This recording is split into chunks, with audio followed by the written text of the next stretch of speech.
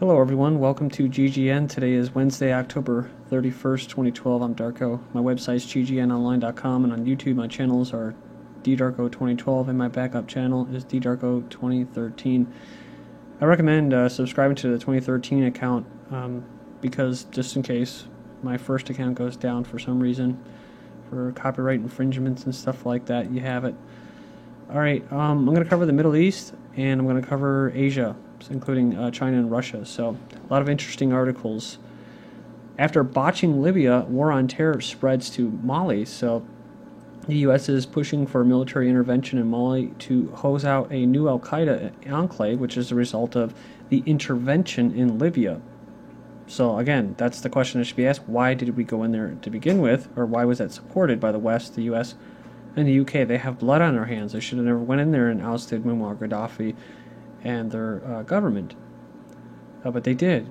And so it has nothing to do with botched security. In fact, the CIA and generals warned all the way up to the president and stuff like that about what was going on. They ignored it. In other words, they wanted this to happen. They wanted a little smuggling state to smuggle arms into other states such as Syria for the regime change. So it's a nice haven. And what's going on in Mali is a result of hiring terrorists and stuff like that with Libya. So undoubtedly it needs to be done, but so much for the White House claimed to have terrorists on the run. So Secretary of State Clinton was in Algeria on Monday. Remember, I just covered this yesterday. They said there's two different articles. It said that it kept using the term green light. So in other words, everything was it was almost a green light for Mali, except they needed Algeria's permission. So this is why Hillary Clinton's going to Algeria, to get the green light, pleading with its government to support the U.S. France-led military invasion to destroy al-Qaeda, al-Qaeda, the same thing that they support and arm around the world, their latest conquest in northern Mali, an impoverished African state along the Sahara. So in other words, want to go and rape the resources of gold, and I think there's some oil around there too. Sudan, the new battlefield in Iran and Israel's covert conflict. So, it's just like everything else. It has to do with business and resources, but they'll play this game of bad guy and good guy and whatnot. Warships from Tehran dock in Port Sudan as tensions between the two Middle East powers escalate. So, it said here that the Iranian warships have arrived in the Port Sudan in the apparent show of support for the government 1 week after it accused Israel of bombing an arms factory in the Sudanese capital. Just yesterday, it was actually on fire again. So, Iran state news agency confirmed yesterday that two vessels, a destroyer and helicopter carrier, have docked in the Sudan's main port on the Red Sea, and their commanders will be meeting the Sudanese officials. Then we have this, it's kind of backing it up, different source from UPI. But it's the same type article as this. The battlefield between Iran and Israel is now the Sudan.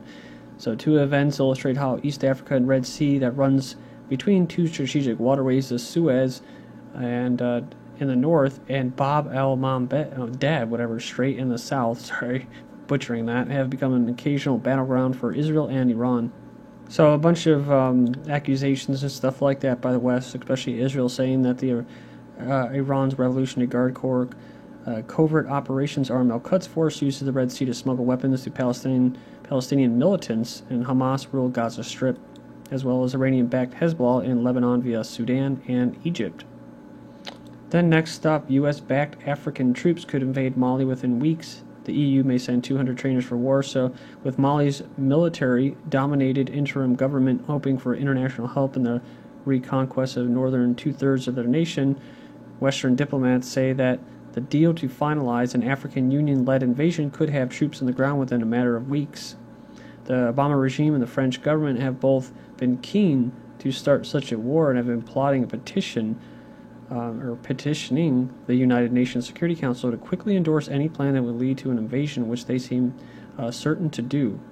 Just brief history, the Mali government lost its northern region to Tuareg secessionists earlier this year when fighters obtained large amounts of advanced weapons from Libya in the wake of the NATO-backed war there. The Tuaregs have since lost control of the region to a third faction, Ansar Dine, which is calling for a Salafist theocracy in the state. The Malian military held a coup in the south after their defeat in the north. and has since installed an interim government. Tuaregs have long complained of persecution by the Malian government, which was the basis for their secession efforts. And today the Mali government, or military, launched an attack on the frontier, killing 8 Tuaregs who they suspected of being armed gunmen, but who later turned out to be innocent civilians. So another source from Reuters, talking about what we were just talking about, except it's the EU, considering sending 200 troops to train the Mali army. So what they're going to do is they're going to track the Islamists there, and they're going to turn it into a Libya and a Syria again. So, and it'll probably spill over into somewhere else. So that's the thing. It's like, where's their next target? It's not the Sudan. It's somewhere around the Sudan, so that they can have a reason to go in there because of the instability that they created. And when they're killing innocent civilians, these same a-holes can go in there and say, oh, it's a humanitarian crisis, as they wipe the fake tears from their eyes, like Clinton. Then we have resource rapture, China's play for African gold at what cost? So remember, China's in there as well. China's emergence as a major player in Africa is fueling an intense debate over the nature and mode of its involvement. Well, I'm sure it's the same as the West, to rape the resources. China's national gold's bid for Tanzania's largest gold mine adds kindling to the fire. The ugly side of mining in Africa made global headlines with the strikes that killed 44 miners. I think they were just going off again. The African mining that has received comparatively little coverage, although the implications are just as significant. That's right. Remember I was saying about how the gold supply, or gold mining and stuff like that, had went down almost. It was like the 3rd largest production or producer in the world. Finishing up though, last year Chinese interests invested nearly $16 billion in African mining projects, a 10-fold increase from 2010 according to the China Mining Association. Moving on, we have Russia may deploy reconnaissance aircraft to French base in Djibouti. That's what I was covering, remember? This is, of course, to the base, French base. And it has U.S. Marines there. It has drones there, and they're carrying out strikes in Yemen, in Somalia, basically in the Gulf of Aden, that area. So Russia may deploy 2 reconnaissance aircraft to a French base in the Horn of Africa state of Djibouti, where the U.S. is reportedly leading its secret drone war in the region. Why is this big news? Well, because remember I just covered how the U.S. was going to start beefing up this base. I mean, they were getting to the nitty-gritty details about how many men they were going to have there and fixing light fixtures and stuff like that, and upgrading barracks and stuff, So they're starting to build that up, that area in the Gulf of Aden. It's kind of interesting, though. It said aimed at conducting anti-piracy. So, that's just a nice little cover there. Yeah, this Camp Lemonnier is the busiest Predator drone base outside of the Afghan war zone. And some other big news, Syrian Air Force general assassinated in the capital. Members of the terrorist Free Syrian Army have assassinated the Syrian Air Force general in Damascus. This is a big deal because, I remember I covered about how Turkey generals, general has basically taken over these Free Syrian terrorists. We already know they're arming them at the border and sending them back to wreak havoc on the Syrian government. But they're taking leadership of this. And then we also know that there's a good possibility that the assassination of the last higher-ups for the Syrian government that are well-trusted Assad partners or whatever, basically generals in that, they were what? They were assassinated, and that they were possibly intelligence, i.e. CIA, private contractors, SAS, something like that, or Mossad. So there's a good chance that that's what this was as well. They're trying to scare Assad. That's what it is. It's part of the Brookings Institute for Regime Change document policy. So, Qatar accuses Syrian government of genocide after failed truce. So remember, Qatar was at the center of the Gulf Cooperation Council that was stacking up cash and weapons and sending them directly to the terrorists. They were the ones that were heading this up. And so now they've escalated the violence, and now they're going to blame it on the Syrian government. Well, no, actually. It wasn't the Syrian government, as I've covered before. You had jihadi rebel group preemptively rejects proposed Syrian ceasefire for Muslim holiday. This is October 24th or something like that. Basically, yeah, 24th. So they never intended to keep it anyways. Just one of those factions. It says, however, Syrian insurgents set off the bomb in Damascus on the very first day of the holidays. So he's going to go ahead and blame them when it was really the people that he's supporting. So, but that makes sense. So, and he goes on and accuses the Syrian government of a war of extermination against its own people. Well, really, it's a bunch of outsiders, mostly Sunnis and Zionists, that are basically trying to get the Shiite-dominated government out of there. So interesting. It says what is happening in Syria is not a civil war. Well, right. I remember I mentioned that it's not a civil war. It is a how could you put it?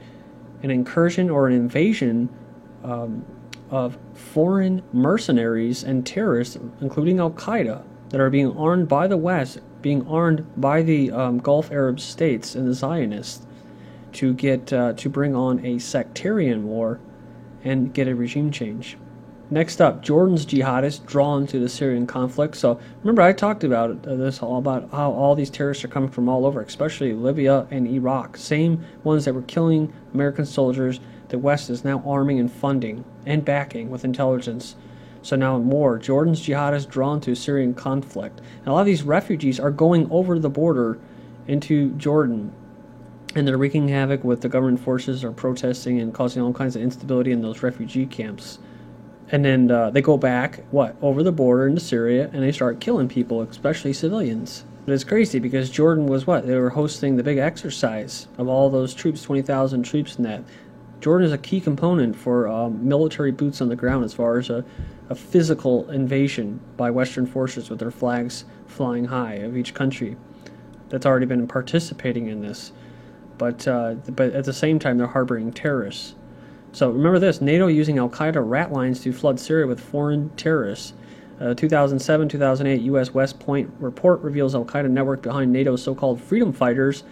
Extremists in Syria were behind Iraq war, foreign terrorist influx, and not Syrian government. So there you go. The Obama regime is working up to set up Syrian Opposition Council. Remember France telling the terrorists to go ahead and set up your own government. Later, they moved their little council from Turkey into Syria. The U.S. has been putting together a body of opposition puppets to serve as the potential interim government post-regime change. So isn't that nice? Oh, they're going to meet in Qatar. Yeah, see, this is what they did with Gaddafi. Right away they just set up a government and they just put it in there. They enforced it, right? And now look at what they have. They have pure chaos. West calls for Assad departure. Daydreaming, says Russia. Russia says if the position of our partners remains the departure of this leader Assad, who they do not like, the bloodbath will continue, said Russia's Foreign Minister Lavrov. Lavrov went on to say that Assad's fate should be decided by the Syrian people. So, kind of coming out, Russia is with that base in Djibouti now, or sending planes there, and now that. Okay. So the Western powers' own boogeyman terrorist organization, Al-Qaeda in Iraq, claims responsibility for the deadly attacks during the Muslim holiday. So the wave of attacks that killed dozens of people in the past 2 days during a major Muslim holiday, they took credit for. So Iraqi MP accuses Saudi Arabia of supporting terrorism, saying that he's supporting terrorism by giving a warm welcome to fugitive Iraqi vice president. He also said that Riyadh's move shows the kingdom's disrespect for international law and the principles of sovereignty of a neighboring country. And then we have this article from National Iraqi News Agency. MP demands U.S. to deal with Iraq as a sovereign nation. So the MP for the Iraqi Free Coalition demanded the U.S. regime to deal with Iraq as a sovereign and independent government, not as a rival political force, or i.e. puppet regime. Then Turkey's southern buildup, remember this article, may aim at Kurds and not the Syrian government. Forces may target PKK fighters across the border. So, remember the Turks are arming them, they're going across the border. So, and we have Erdogan criticized for banning opposition rally on Republic Day. Leader of Turkey's main opposition party has criticized Prime Minister Erdogan for banning an opposition rally to mark the Republic. He goes on, he says, look at that mentality, an 8-year-old woman, kids at the age of 8 or 9, young people, women, disabled people that had nothing but flags in their hands were celebrating the most joyous national holiday, and Erdogan calls them illegal organizations. Big deal. So he's losing power over there, support, if he even had it to begin with. Turkey under pressure over Kurdish hunger strike. So around 700 detainees at more than 50 prisons are surviving on salted or sweetened water and vitamins alone in a strike that has gained momentum since it began with several dozen detainees last month. So the Turkish government's under increasing pressure on how to tackle the hunger strike by the Kurdish prisoners as protests near its 8th week and their health deteriorates. And finishing up for this first video, firebombs and water cannons. Kurdish protesters clash with police in Turkey. And this is over the hunger strike. This is GGN. Thank you.